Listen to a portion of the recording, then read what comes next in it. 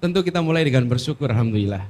Alhamdulillah hari ini kita sama-sama hadir dalam sebuah upacara yang penting. Izinkan saya mengucapkan selamat. Selamat buat para wisudawan yang telah berhasil menyelesaikan pendidikannya di Universitas Yarsi. Insya Allah pencapaian ini adalah bukti nyata dari kerja keras, dedikasi, ketekunan Anda selama ini. Buat wisudawannya selamat, buat orang tuanya juga selamat. Sudah mengantarkan anak-anak melalui masa pendidikan yang panjang dan hari ini mereka tuntas mengikuti pendidikan di Yarsi. Tadi saya mengikuti lagunya. Lagunya itu saya catat satu kalimat terakhir. Ada satu kata di situ. Ku mampu penuhi maumu. Pesan kepada ayah. Insya Allah nanti Anda mampu melampaui bukan hanya maunya ayah, maunya ibu, tapi Anda bisa melampaui keinginan Anda sendiri nantinya. Lulusnya berapa tahun di sini? Berapa tahun? Jadi saya diberitahu yang Pak Prof jurnalis tadi bilang yang menggunakan apa? Sempang putih itu yang cum laude. Boleh berdiri yang cum laude. Tepuk tangan buat yang cum laude di sini. Sekarang yang tidak cum laude boleh berdiri. Ayo berdiri yang tidak cum laude. Anda jangan takut. Kenapa yang cum laude nggak berdiri? Teman-teman sekalian, saya ingin pesankan di sini. Pada saat wisuda, yang kuliahnya cepat bisa lebih bangga daripada yang kuliahnya lama. Pada saat wisuda, yang mendapatkan cum laude bisa lebih bangga daripada yang tidak cum laude.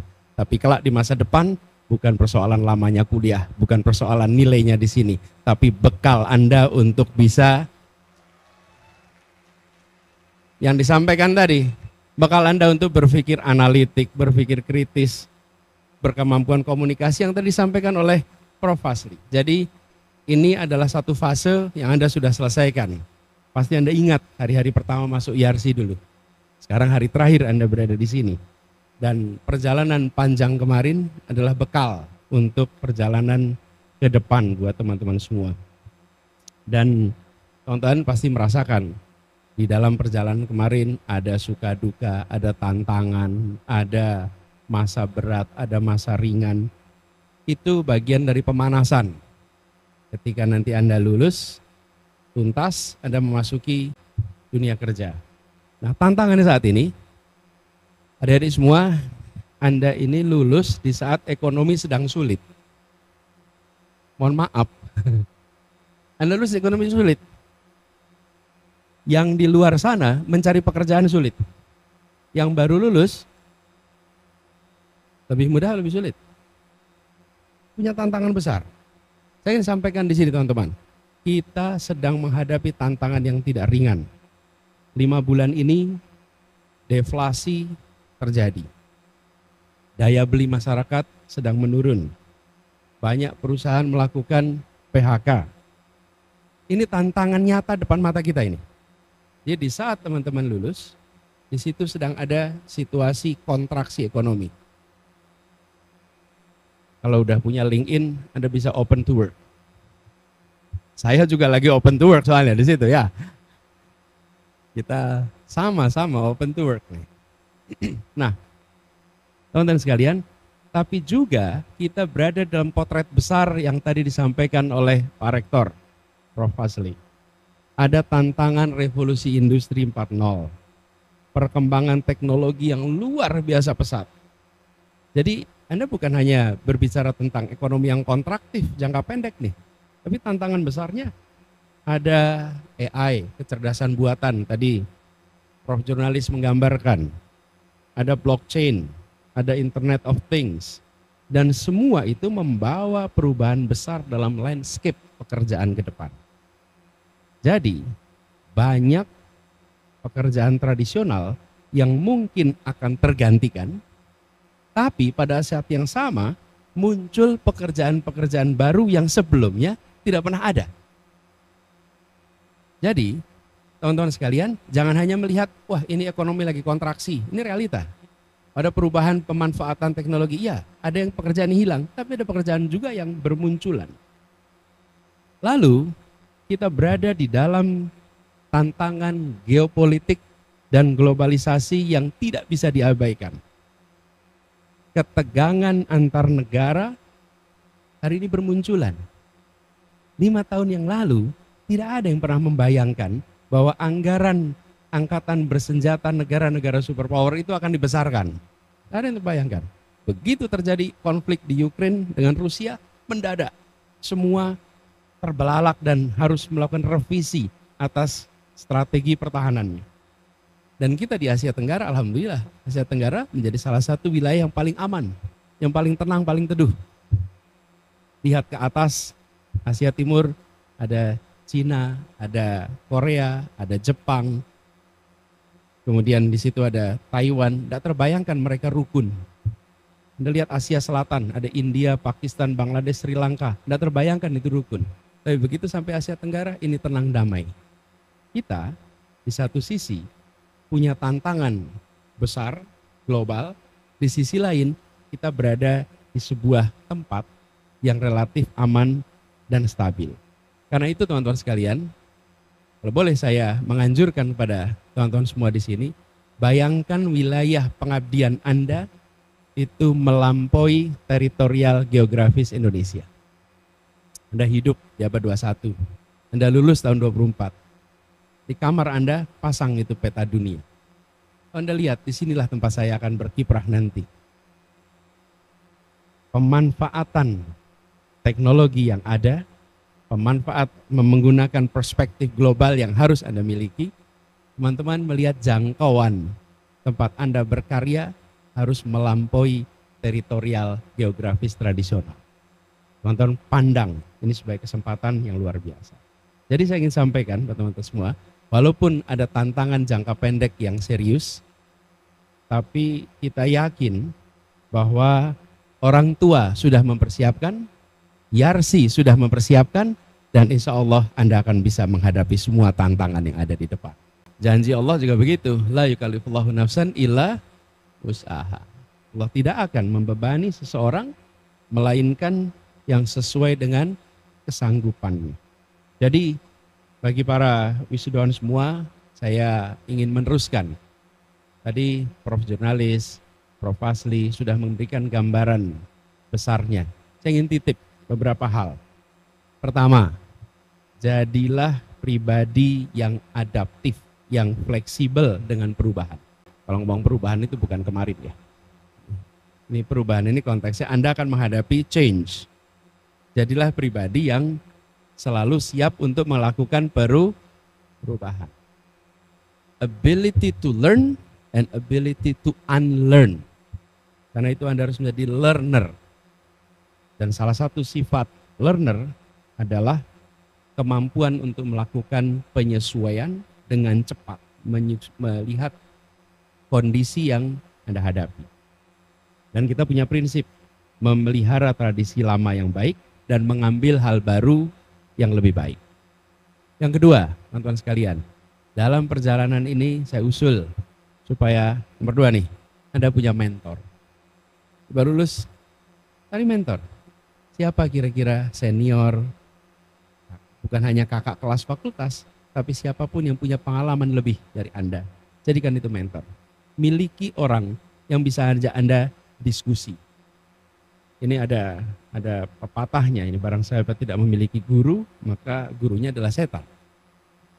Anda gunakan kesempatan ini untuk cari mentor. Kalau di kampus dulu ada dosen pembimbing, di rumah ada orang tua pembimbing, besok Anda akan memasuki sebuah tempat yang tidak ada pembatasnya. Cari orang-orang yang bisa jadi mentor, bukan 1, bukan 2, bukan 3, cari sesuai kebutuhan Anda. Teman-teman sekalian, yang ketiga, jangan berhenti belajar. Dari tadi diingatkan bahwa wisuda ini bukan akhir, ini adalah awalan baru. Tapi perlu saya ingatkan di sini teman-teman, kalau lulus SD, pilihannya mudah. Ada 4-5 SMP yang Anda mau masuk daftar. Setelah lulus SMP, Anda lihat berapa SMA yang Anda akan masuki.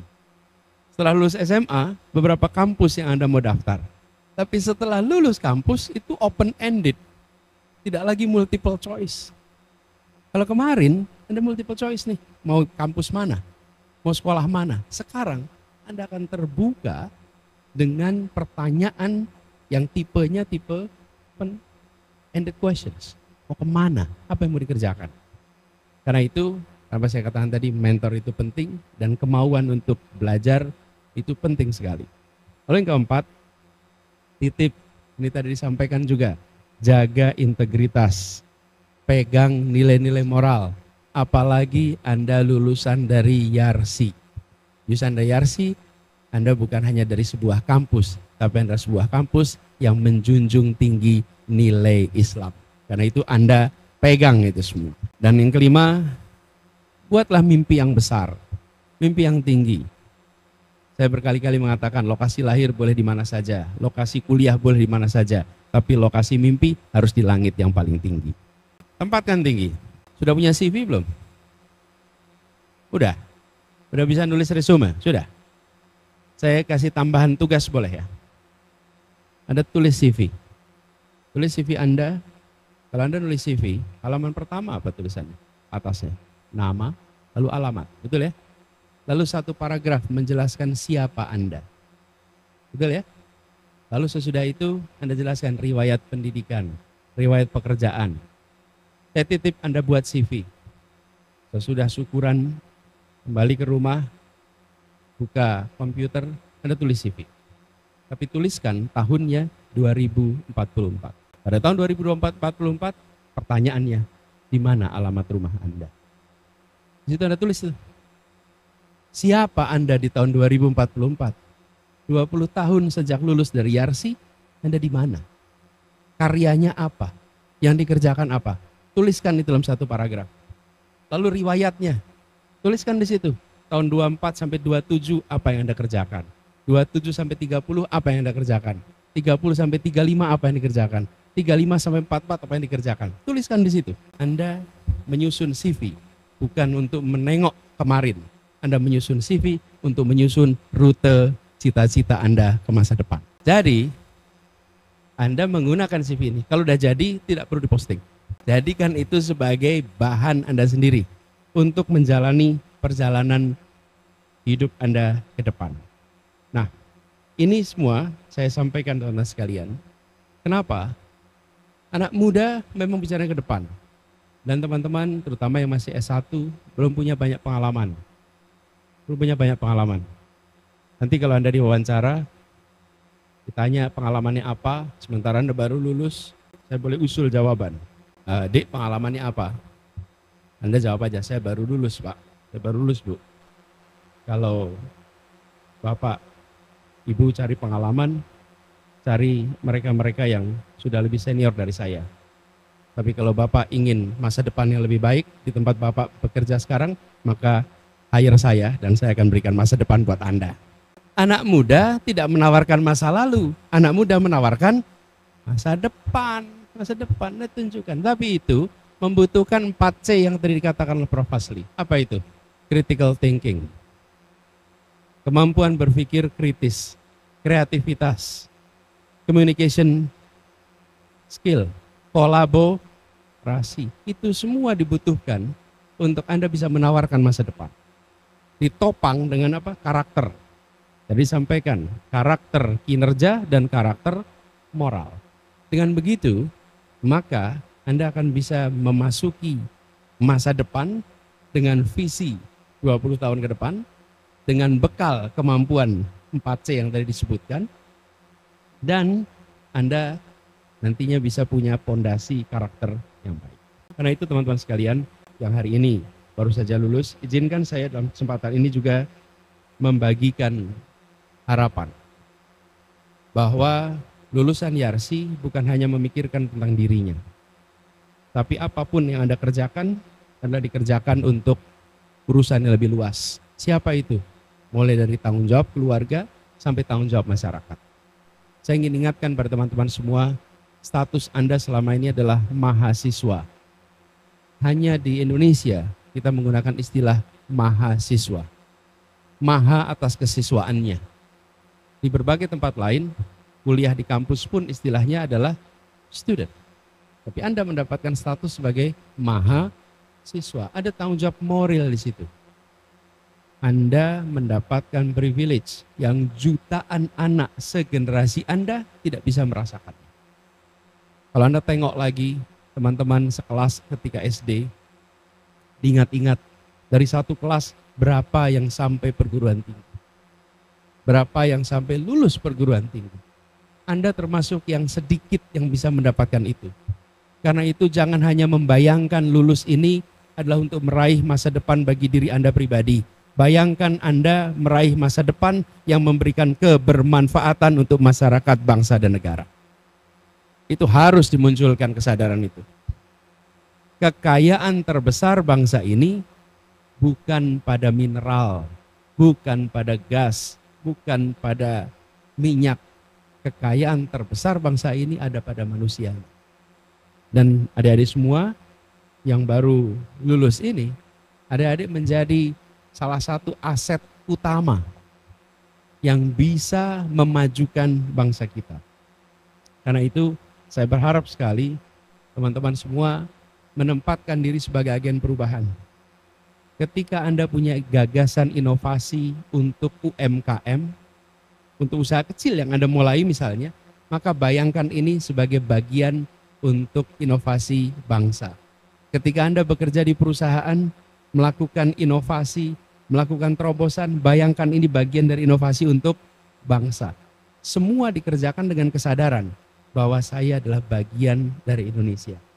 Teman-teman sekalian, ketika kita sama-sama sekolah nih, sama-sama mahasiswa, kadang-kadang kalau ditanya peran, apa sih peran Anda?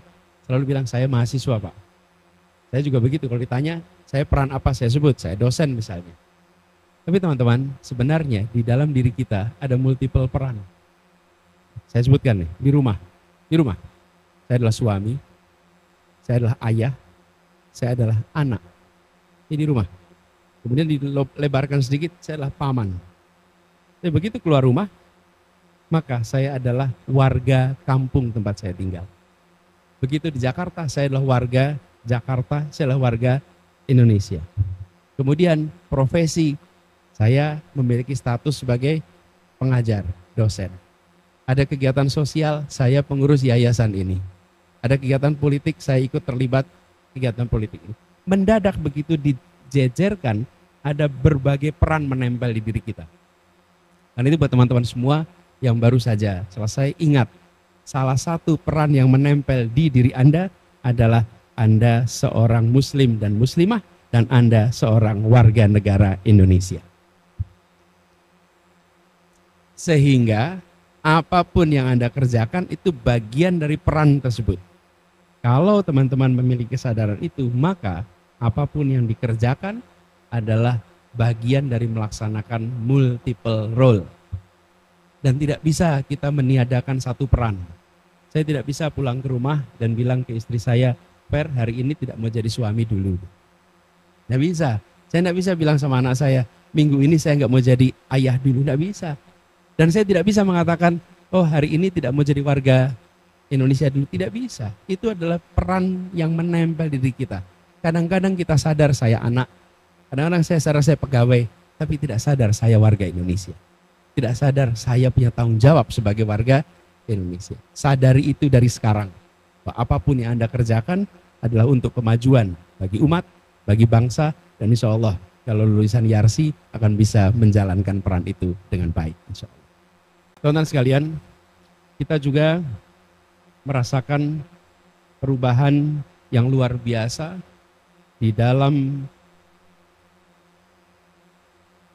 dunia abad 21. Kita menyaksikan ada perubahan iklim yang luar biasa. Ini dampaknya kita rasakan di Indonesia hari ini, di Jakarta hari ini. Yang kedua, kita juga merasakan adanya, tadi saya sebutkan, perubahan teknologi yang luar biasa. Jadi titip, sama satu lagi, ketimpangan ekonomi yang luar biasa. Jadi saya berharap teman-teman sekalian, dalam menengok ke depan, menyusun CV masa depan, menyusun rencana ke depan, perhatikan tanda-tanda perubahan itu. Mereka yang membaca perubahan zaman, mengantisipasinya, maka Anda jadi pemenang. Tapi yang tidak baca perubahan zaman, tidak mengantisipasi, Anda akan tertinggal. Bekalnya sama, tapi baca perubahan atau tidak baca perubahan itu memiliki dampak yang sangat besar. Lalu bagi teman-teman semua yang hari ini sudah lulus, mulailah untuk meniti fase pembelajaran berikutnya dengan tidak melupakan bekal yang selama ini ada. Di sini ada berbagai bidang. Baik teman-teman, saya ingatkan, sebenarnya saat Anda nanti berkarya, bidang pembelajaran yang kemarin Anda fokuskan hanyalah bekal awal. Dalam perjalanan nanti jangan Anda terkunci bahwa Anda harus berada di satu bidang ini saja. Buka perspektif. Bisa kerjakan banyak hal. Dan jangan pernah khawatir untuk mencoba. Ingat-ingat, di tahun 44, 20 tahun setelah Anda bekerja, maka yang paling penting bukan pekerjaan pertama yang Anda kerjakan. Bukan itu yang paling penting. Yang paling penting adalah apakah Anda memberikan kebermanfaatan di setiap pekerjaan yang Anda lakukan.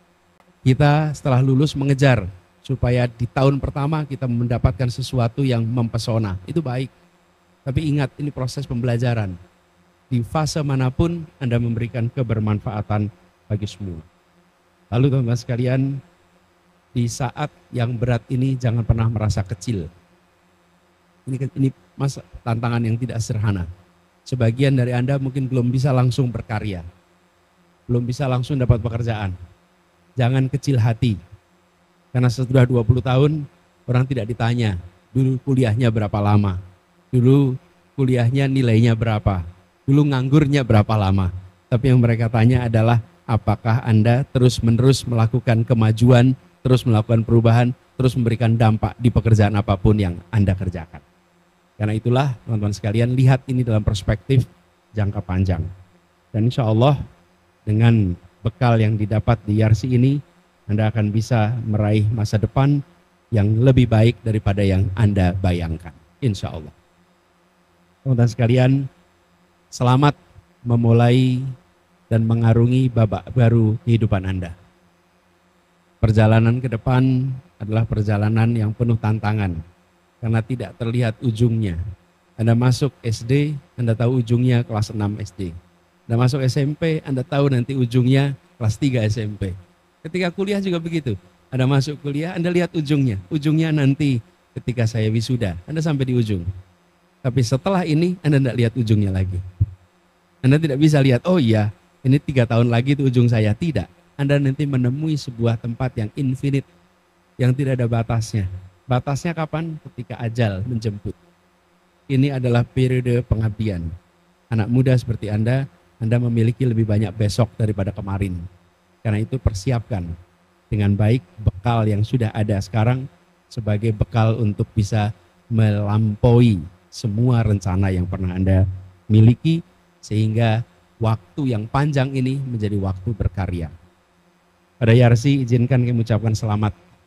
Selamat telah berhasil mendidik anak-anak ini, adik-adik kita, sehingga mereka menjadi pribadi-pribadi intelektual muda yang akan mewarnai Indonesia. Insya Allah YARSI-nya makin maju, alumninya makin membanggakan buat universitas. Dan kepada para orang tua, selamat, tuntas sudah satu fase. Mungkin sebagian merasa bersyukur, alhamdulillah udah lulus, lagi mikir kapan nikahnya. Bagi yang belum, yang sudah nggak usah lagi. Dan ini adalah satu fase, Bapak sekalian syukuri fase ini. Insya Allah apa yang ibu bapak didik pada anak-anak ini akan dicatat sebagai amal jariah ibu bapak sekalian. Menjadi kebanggaan hari ini dan kebanggaan di masa yang akan datang. Insya Allah mereka-mereka yang ibu-ibu bapak didik nantinya menjadi anak-anak yang membanggakan. Anak-anak yang mendorong keluarga untuk kesejahteraan yang meningkat dan juga keluarga yang bahagia. Selamat sekali lagi untuk semuanya. Terima kasih atas perhatiannya. Assalamualaikum warahmatullahi wabarakatuh.